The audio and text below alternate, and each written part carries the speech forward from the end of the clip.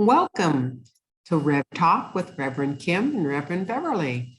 We are here and ready to join you. We haven't had any requests for any topics people would like to discuss. We're looking forward to hearing from you. And I will turn it over to Kimberly. Thanks, Bev. It's December 23rd, 2021. December 23rd. Let that sink in for a moment. Oh my gosh. 2 days away from Christmas. Joy to the Joy to the world. Joy. That's the topic. Joy. I love that word. Joy, joy, joy, joy, joy, joy, joy, joy. That is good. Joy. What does joy mean to you?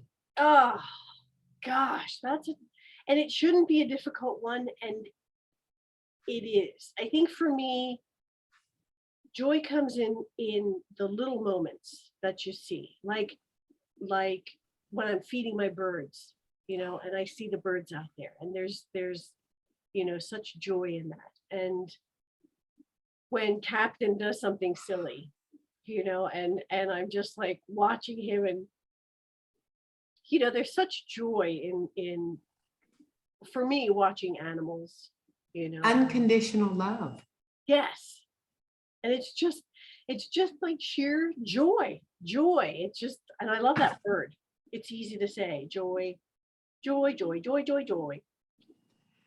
It's funny because I was sitting today watching the birds eat, and they're not bothered by the rain or the snow, and they're not worried about where their next meal is going to come, and they're just playing and running around. And same with the deer last night. And I thought, God does provide. Why do we worry? Why do we, have all this stress? But you're right. That seems to be, we love being distracted, I think. Whether we recognize that we are distracting ourselves or not, going with the flow, the divine flow, is the best way to go. It is. It's the easiest way. It would be so difficult to allow that. Yeah. I wonder if it's because we don't have faith and trust or faith and grace, or if it's just we were conditioned through the families and the generations of how to react to things, rather than just trusting, and by the grace of God, all will be well. I think you have a really good point there, and I'm thinking it's kind of a combination. Obviously, we've been conditioned, and when you said, by our family, I remember, and there's a story. I have a story. Ooh, shocker. My Nana Kling, when she was alive, and Rachel was my niece. Rachel was younger. She was in Girl Scouts, I think it was Girl Scouts or Brownies, one of those. Anyway, they have this annual trip out to Oregon. It's like a big jubilee thing or whatever. And so she was going out there, and I don't think my sister was going. She was going with a group. And I remember my grandmother, who is a very religious woman, very, very religious woman, crying. I'm talking to her on the phone, and she's crying. I'm like, Nana, why are you crying? And she's like, I'm just praying. I'm praying that the plane gets there safely. I'm praying and I'm praying. And I was like, so, you're praying and you keep praying. Doesn't that kind of defeat the purpose of allowing that to actually happen? Like, where's your faith? How strong is your faith that you have to keep praying? Like, you think it's not going to happen? Like the first time you stop. Right. So I think we've kind of been conditioned. If it doesn't happen immediately or the way we think it should, that something has gone wrong. We're not praying the right way, or we're not praying hard enough, or however many times we have to pray in order for it to actually happen. And you're absolutely right. I think letting go. And so I've kind of changed the way I pray, in that I used to say, oh, please send healing energy to so and so, and or please send, comfort to the, their loss and all. And now instead I say, oh, thank you so much for sending them joy. Thank you for so much for sending them comfort. Thank you so much for healing them. Because the instant we think it, it happens. And so it is. That's Absolutely. the difference right there. And I found that it might be selfish, but it's kind of like the pressure is off. I've already thanked them for it already happening. So it's done, you know. That brings me to an experience that I didn't realize I did. When I first started back, I believe it was 2009 or something like that, with Angels Teach, my son-in-law had a TBI and they'd taken out a quarter of his brain. And we were all praying, and it was back in the South. And I mean, we got prayer circles in the hospital going, and they all prayed as it was already done. They didn't ask for, they always led for the goodness of all concerned, but the next step was see him whole and walking home with his children and things like that. And that was my first experience to be in a group prayer like that. It was very unnerving, but 3 of the 4 people that had TBIs all survived. Oh, that's awesome. The other one died of a heart attack, had nothing to do with his TBI. But prayer is powerful, and you need to see it done, not to question God. The hardest thing is for us to know in the timing, because we want everything now. Oh, well, yes. And I'm Right up there. I'm a big proponent of make it happen now. Yep, Me me too. It now, so you're absolutely right. There is power in prayer. And however anybody chooses to pray, I would kind of urge people to kind of flip that lens. Instead of praying like you're asking, you're praying, thanking that it's already happened, and just that little shift, I think, relieves the pressure of the person, of the whole experience. Because like you said, they've already seen it done. So there's nothing more to worry about, which I love. I mean, there you go, nothing to worry about. It's, and again, that phrase, and really, thankfully, you're sitting where you are, half all the way across the other end of the country, because whenever you tell me in divine timing, I want to smack you. It's true, and it is. It's like going deeper still. Oh, Divine timing now. I know, all in divine timing. Oh my God. Well, and that I think goes back to when I had my big aha with the angels talking to me last year, when I was asking them what my purpose was, and they told me that, they said, you are an anchor. And I started to, profusely whine, I don't even know what that means. And they said, all will be revealed. That just set me off. Like, A trigger. Yeah, that's good and vague. Thank you so much. I just walked off. And they were right, obviously. I mean, they were right. Talking about that, when you prayed and what is my purpose? When you get an answer, you hear it audibly or you feel it in your, body. People don't stop and realize they're talking to themselves. God, I am God. And that's really startling when you stop and hear and say that. Talking to myself as the higher self of me right now. And it really connects you to spirit. It really, because you're aware when you get these answers, they're coming from your soul. Oh, absolutely. I am that I am. Yes. That's so and I always said that thankfully my angels, have nothing better to do except me, so they're sticking around with me, thankfully. Thankfully, we've got a lot of patience. I know they love me. Yeah, see, they gotta have a lot. That's like me today working. Ray had a lot of patience.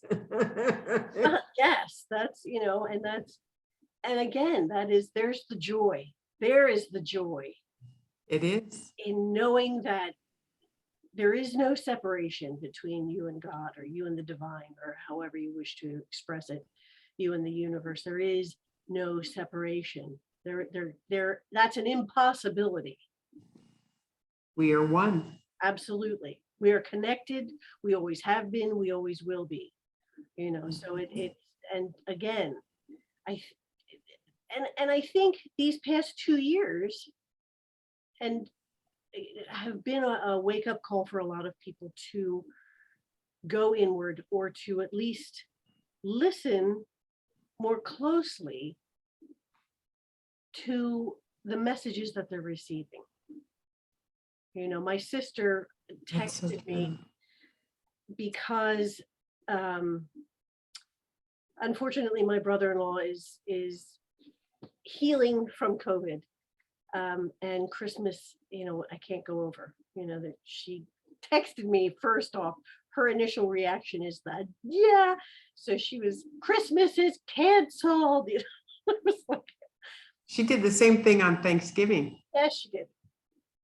So I was just like, oh, okay, all right, what's going on? And, and then she said, Rick is sick and has COVID. But I said, well, how is he doing? She said, he's healing. I mean, he's better. He's getting better. He's on the mend. It's, and, we have to be cautious about all of that. But I was telling her because this is a tough year with Dad having passed in April. I kind of wondered what the holidays were going to be like. So I think the angels have just given me a pause. Like this is a wash. It's all good. There's no family pressure, drama. I'm just going to probably have popcorn and with Captain and watch movies. But I told her, I said, everything is, and I did, everything works out exactly the way it's supposed to. And that is true. And she was saying, I miss Dad. And I said, well, he's right there. She said, well, it's not the same. I said, of course not. And all you need to do is talk to him, because he's right there. He's always with you. He's always there. And I think that, for anybody who has lost a loved one, physically, yes, they are no longer in your presence, and they are still in your presence, and they're always there with you. All you need to do is talk, and then, look for a message or a sign, that reminds you of them. My kids are always were close with my mother, and they'll tell me, oh, I smelled Grandma Vi when she came, and I go, yeah. So it's when they get stressed or the holidays, they always smell her. So I know she's there. Oh, I always knew she was there, but right. more so I see it with my grandkids, so, and I'm usually with them. So it's the same scenario, but they acknowledge it, That's great too. I mean, for kids, because kids are, I think, way more open to those possibilities, because we've been kind of conditioned to put that to the side. Well, people don't believe it because it's believing in spirits. And people don't believe in spirits. They know they're there, but don't believe you can communicate with them. I think they want to believe. But they're afraid. Yeah. And I'm not going to blame Hollywood, because, I love my movies. And, if that's all you ever see is the scary stuff of, pulling somebody through a television or whatever, you're not going to want to commune with the spirits. Spirits. Do you know we went to New Orleans and we went down Bourbon Street and there was a lot of witchy places. Yeah. And my daughter wanted to go into every one. I was always in a movie saw that if you believed in witchcraft or believed in voodoo, it can come and harm you. If you don't believe in it, you don't accept it, it can't bother you. So I wouldn't go in any places. So we went to this one bar and we sat down and we went, it was haunted. And it was, so we walked upstairs to look around. I just got blown across the room and I told Lindsay, I'm out of here. And I left her. And she goes, you felt that cold, Mom? I go, yeah, it pushed me out. So I said, okay. And then that night, her and her husband went visiting all the places because I would not go in them. Yeah, I just didn't want to have anything to do with them. I know they're there, but I didn't think they were the good ones. And I don't care to talk about the bad ones. There's nothing wrong with that. But see, you're sensitive enough that you felt that and you recognized it. Yeah. Some people might not even recognize that. And that's okay too. I mean, all in their own time, they're going to start to open up and see things or hear things or, whatever clarity you have. I mean, when I'm in my meditation, I call it, it's more like a conversation. It's not just hearing, it's also kind of seeing and feeling it. So it's kind of a, almost visceral that it's, That's good. Well, I don't see that much, but I hear. I spend the time and I see it in my mind. I don't see it like some people see like auras around people, which I think is kind of really cool. I don't, but in my mind, I see it. And of course, if I pay attention, if I listen and if I pay attention, then it's like, oh, wow, and they're, like I said, they're very patient because they will continue to repeat it over and over again. Yes. Until I finally get it. Tell you, well, it's like a lesson not learned. You're going to learn it. So eventually it's like, yeah, get the point here, Kim, yeah. Figure it out so we can move on. Yeah, I think that's with all of us. We have lessons to learn. And if we don't get them, that same lesson pops up in another avenue, but it's the same answer. And if we don't answer it right then or do it right, it comes again. I know. And I think, and maybe that's part of the whole, when you think you've cleared something out, that it comes back. It might not necessarily be a lesson that needs to be learned again. It just might be to acknowledge it, and then let it go. Like, oh yeah. I like that better than going deeper. It might just to be accepted. Right. Well, right. It is. Yeah. Yeah, look, I'm at the bottom of the spiritual ocean here, people. I don't think I can get any deeper than that. What are you talking about? There's the whole center Earth. No, we are not opening up a crevice down there.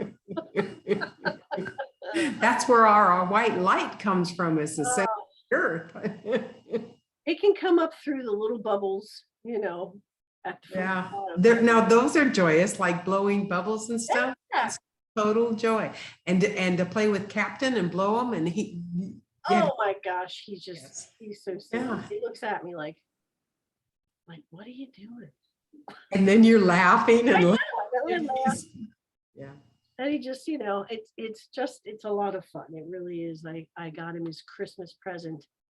Got him one of those Himalaya shoes, and he knew So I put it in his stocking, and his ears are up, and he's looking at me, and then he's like wanting to sniff the stocking, like he wants to get to the stocking. I was like, no. I said, you have to be good, and Santa will give you your present. And he's like all excited. Oh, I love it. I know, he's so funny. But I have to say, I shorted out, and I'm laughing because I'm thinking, yes, that would be me. I shorted out my lights.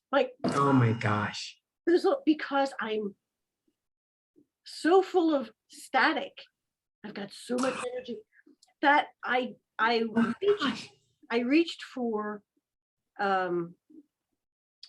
Oh, I reached for my glass and I touched it and electrocuted and the lights went bloop. My Christmas lights. I was like, Oh, well, you like can out the window. out thinking. So yeah, so I'm like, seriously. And I do. It's like in the wintertime, I have to do that. When I get up, I have to walk next to one of my plants so it shocks me before I touch anything. What causes the buildup, I wonder? I don't know. I don't know. Maybe it's just dry, and the carpet, and I have no idea. I've arced my monitor. I've done the ones where it's going, "Boof." Yeah, what? So yeah, I have to be careful when I'm walking somewhere to make sure that I touch something, Grounding. yeah, like a plant or something to shock myself before I touch, a piece of metal like the stove or whatever. Wow. Yeah, it's annoying. I'll get you some grounding shoes, There you go. at least for the winter. Honestly, it happens every year, I just think, really? Doesn't matter, I can hear the static. I have a sweater on, I take the sweater off, and there's static. And you can hear it. It's like, oh my gosh. That's hard. That's very, very hard. Because Well, that's if it does hurt, but if that's the worst thing that happens, life is pretty good, There's joy in that too, then. yes, there is. But it's true. The lights were supposed to die down for a while. Not a chance. Not a chance. I heading into the new year, which I guess we'll talk about that next week. But it has kind of caught me, and I shouldn't say by surprise, and yet it has. Like all of a sudden, we've made it to the end of the year, and then of course reflecting on everything that's happened. I hope that people recognize how resilient and strong they are. We are. We all are. You just have to acknowledge it. Well, and again, instead of focusing on the negative part of it, flip that lens, turn it around and find just that little bit of positive that came from it. That okay, it didn't turn out the way I wanted it to, and I'm stronger for it. I've learned something, by going through this, and maybe I can share this with someone else to help them along the way. Something, just It's kind of like you've been there, done that. Yep. Let's learn from my experience and wisdom. yes. Though I don't know that word wisdom. Me and wisdom. I don't know. Yeah. I used to have knowledge, and when I've turned my knowledge within, I'm getting lessons from previous lives, and I consider it now wisdom. So it's the acknowledgement that you have learned through the years that it brings it to the wisdom point. Okay. Otherwise, it's knowledge. And before that, it's words. So you have to, when something's happened, you've experienced and you've learned from it, it becomes wisdom. That's cool. I like that. I like that a lot. So you do have some wisdom. I do. It's just hard to admit that there's wisdom there. Okay. That's the self-worth. That was one of our topics. Yes. Yeah, I know. That's a big one for me sometimes. Still, I'm getting there. We all are a work in progress. Yes, you're absolutely right. If we weren't, we would be spirit. That's true. That's what I usually tell people. It's like I haven't ascended yet, Yeah. I'm still here. So, I'm still going to make mistakes. And truth be told, there really are no mistakes. There really are no mistakes. Everything that we've done here, we've learned from, and we're always protected by our angels. They're always there waiting for us to ask for help. So ask. Ask. Ask and let it go. Yes. Belittle it by praying and praying the same prayer and the same thing. Let it go so they can work on it. Or praying in fear. When like with my grandmother, she's praying that the plane doesn't crash. And it's like, oh my gosh, really? That's what and I understand that's where she came from. And she was sincere. And I'm just thinking, there's a better way of approaching that than coming from the fear, which, you're absolutely. The opposite of fear is love. Yeah, absolutely. That fear into love. Seeing that it's already happened and accepting that's and letting that go. That's like when I see these prayer requests on Facebook. Please pray for my whatever. And I always say, consider it done. And I leave it at that. I don't say anything more because it's done. When they put that out there, it's already done. That's true. So that's It's already out there. Whoever receives it is immaterial. The right. energy has been sent. Yes. As soon as the thought is there, it's done. And I love that. So that takes the pressure off of me of, having to. I know I am lazy. It's like trying to remember. Okay, now who was it that was really ill that I wanted to pray for? Just a blanket statement, throw it out there. It's done. like I make a list, and then the list start getting so long that I'd be here for half an hour, 2 hours, So I just, as soon as I see it, I do it right then and there, and then I don't have to remember, because there is no set time. You can pray anytime. Right. Absolutely. That makes it easier for me. Well, and with the realization that really and truthfully we are walking, talking prayers ourselves. And that's the things we talked about as far as the power of words. If you're actually going into it as, I'm going to help this person, and what I'm saying to them is an actual blessing or a prayer, whether they know it or not, it doesn't matter. That's right. And how it's said doesn't matter. It's how it's from the heart. Yes. Absolutely. So I agree. So, my dear, do you think we're complete with this today? Joy is around us everywhere. And if you get up every morning and think of something positive, or end the night in just one thing that was good, eventually you'll only see the good and have all the joy you need. I love that. Changes your pattern of thought. I love that. And with that, we wish everybody a very Merry Christmas. We will talk with you again next week. And remember, without you, the song of the universe is incomplete. So it is. Bye, all.